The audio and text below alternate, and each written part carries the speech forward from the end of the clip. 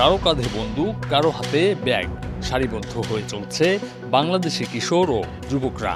এদের এই অস্ত্র ভারতীয় মেঘালয় পাহাড়ের খাসিয়া গোষ্ঠীর কাছ থেকে পাওয়া। অস্ত্র হাতে নিয়ে করা এই কিশোরের ভিডিওটি নজরে আসলে সুনামগঞ্জের দোয়ারাবাজারের সীমান্তবর্তী গ্রাম জুমগাঁওয়ের উদ্দেশ্যে যাত্রা করে সময় সংবাদ। বাঁশতলা বিওপির আওতাধীন এই সীমান্তে গেল কয়েক বছর ধরেই ভারতের মেঘালয়ের সশস্ত্র খাসিয়া গোষ্ঠীর সঙ্গে সখ্যতা গড়ে উঠেছে বাংলাদেশি কিশোর যুবকদের। প্রায় নাকি নানা ধরনের অস্ত্র বহন করতে দেখা গেছে অনেককে। তবে এর পেছনে আছে স্থানীয় একটি চক্র, যারা ভারতে কাজ দেওয়ার কথা বলে খাসিয়াদের সঙ্গে করে দিচ্ছে তাদের চুক্তি। গরু চুরি ধরে না, না তো আমরা গরু বাচ্চা বর্ডার একদম পাশাপাশি। বাগান সাফ করে 600 টাকা করে বেতন পায় সারা দিনে, এই বাগান সাফ করে এই টাকাগুলো আনে। কারোর মাধ্যমে যাচ্ছে, তারা তো ওই খাসিয়াদের বাসা বোঝে।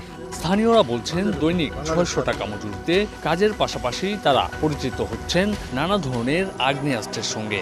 বাংলাদেশে জায়গা নাই, আলবাবার ধান ক্ষেত করে মানুষে, এর জন্য আমরা ইন্ডিয়াতে রাখি।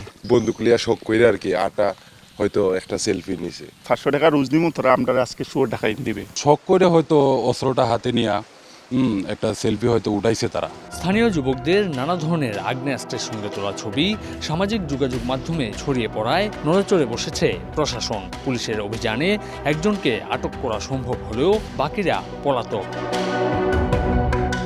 স্থানীয় চক্রটির একজন মিসির আলী, তার বাড়িতে হাজির সময় সংবাদ। তাকে বাড়িতে না পেয়ে মুঠোফোনে যোগাযোগের চেষ্টা করা হলেও তিনি কল রিসিভ করেননি। সীমান্তে এত ঘটনা, তারপরও যেন কিছু হয়নি এমন ভাবনা স্থানীয় বাসিন্দাদের। বিজিবিকে জানাই এটা করতে পারবেও না, আর বিজিবি নিশ্চয়ই এটা জানে না। মাঝে মাঝে তাদের এখানে কাজ করতে গেলে তাদের বন্দুকটা আসলে তারা ইচ্ছাকৃতভাবে ধরে দেখে, কারণ আগ্রহ সৃষ্টি হয়েছে তাদের। সচেতন মহল বলছে দ্রুতই নিরাপদ জীবন নিশ্চিতে সীমান্তবর্তী গ্রামগুলোর যুবকদের নিয়ে ভাবতে হবে সরকারকে। এ বিষয়ে বারবার চেষ্টা করেও বিজিবির পক্ষ থেকে কোনো বক্তব্য পাওয়া যায়নি। তবে পুলিশ বলছে নেওয়া হবে আইনি ব্যবস্থা। যদিও এটি তারা কৌতূহলবশত করেছে, বাট এটি আমাদের দেশের প্রেক্ষাপটে এটি আইন অপরাধ।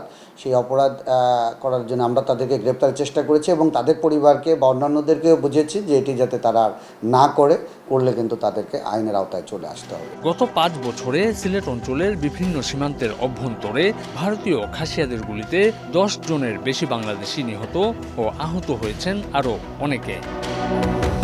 পেছনে ভারতের পাহাড়, মাঝখানে গরু চড়াচ্ছেন অনেকেই। যে জায়গাটি পুরোটি নোম্যান্সল্যান্ড, যেখানে মানুষদের বিচরণে নিষেধাজ্ঞা রয়েছে। এমন ঝুঁকিপূর্ণ কাজ প্রতিদিনই করছেন এই গ্রামের মানুষজন। অনেকেই সুযোগ পেলে ঢুকে পড়ছেন ভারতে, যা আইনত দণ্ডনীয়।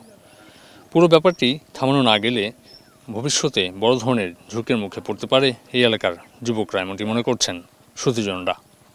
আমিনুল ইসলাম, সময় সংবাদ, দোয়ারাবাজার, সুনামগঞ্জ।